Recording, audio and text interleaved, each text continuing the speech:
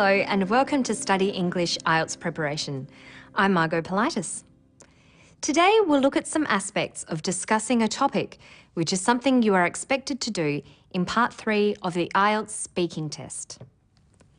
In Part 3 of the speaking test, you participate in a two-way discussion to test your ability to discuss a topic in depth in a number of ways. These may include speculating, comparing and contrasting, or identifying a trend. The speaker in the next clip identifies a trend. What is the trend? The fastest growing area of identity fraud is in internet services, such as people breaking into internet banking accounts, credit card fraud over the internet, people using fraudulent credit cards, fraudulent identities to essentially break into other people's accounts and essentially steal their money. The trend he's identified is the fastest growing crime in the world, identity fraud. If we listen further, he explains why it's a problem. The traditional way to protect internet banking and other secure applications is through passwords and PIN numbers. And these are totally inadequate in an area where identity-related fraud is growing at such a high rate. He tells us it's a problem because the traditional ways to protect internet banking are inadequate.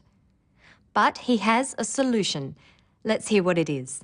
What we've actually developed here is a technology that allows us to analyse a person's voice, a person that is actually sitting at their computer screen, accessing a secure website. We're able to analyse their voice in order to confirm that they actually are who they say they are. Big Bird. Congratulations, you have been successfully verified. His solution is to use technology which produces a voice signature. He demonstrated 3 of the language functions which are used to assess your communication skills. He identified the issue, that identity fraud is a problem, and then explained why it's a problem. The 3rd language function was providing a solution. He talked about what could be done to prevent identity fraud. Now let's listen to this woman responding to the question, what makes a person famous? I think there are different ways to see what makes a person famous. One is the publicity and the marketing around a person. But I don't think that's the real, honest way to be famous. I think if I have to choose, I'd rather be famous for being honest, for being kind, and for trying to help and solve conflicts or problems in the world, instead of being on the cover of a magazine. So, my characteristic for a famous person, I will go for honesty and kindness. She shows that she understands the question by incorporating it into her response at the start. By repeating the question, she is clarifying the topic. I think there are different ways to see what makes a person famous. The question is designed to see if you can identify. She identifies what she believes makes a person famous: publicity and marketing. She uses the listing word one to make this clear and to logically link her first sentence with the next. I think there are different ways to see what makes a person famous. One is the publicity and the marketing around a person. Having identified what makes someone famous, she then shows that she doesn't agree with this idea. The disagreement is expressed through the word but, and she logically continues by saying why she disagrees. One is the publicity and the marketing around a person. But I don't think that's the real, honest way to be famous. She develops and expands her ideas further by justifying her opinion, advising her listener by using the conditional if I have to choose. She then expresses her preference by using a modal, I'd rather. I think if I have to choose, I'd rather be famous for being honest, for being kind, and for trying to help and solve conflicts or problems in the world. She contrasts her idea of what she believes a person should be famous for with the idea she suggested originally. She links these two ideas appropriately using instead of. I'd rather be famous for being honest, for being kind, and for trying to help and solve conflicts or problems in the world, instead of being on the cover of a magazine. She rounds off her answer by summarising concisely her idea of what makes a person famous. She uses the conjunction so to make this final statement. So, my characteristic for a famous person, I will go for honesty and kindness. So she clarifies, identifies, disagrees, gives an opinion, advises, shows a preference, contrasts ideas, and summarises.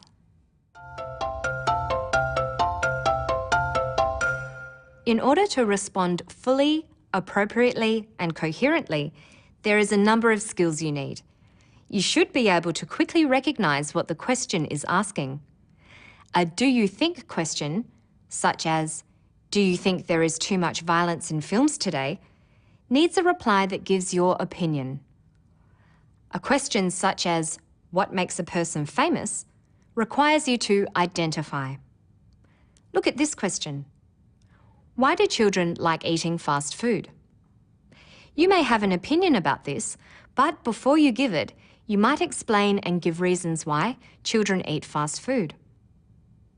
It's very likely that you will be asked to compare things with a question such as, what are the differences between urban and rural homes in your country? Another thing the examiners are looking for is the ability to speculate or say what might happen with a question such as, what kind of transport will people use in the future? Now let's look at part of a professional discussion, a television interview with an expert on diet. Do you think that some people put on weight more easily than others? Oh, that's definitely the case. We do know that there are genetic differences in how easy it is for people to put on weight.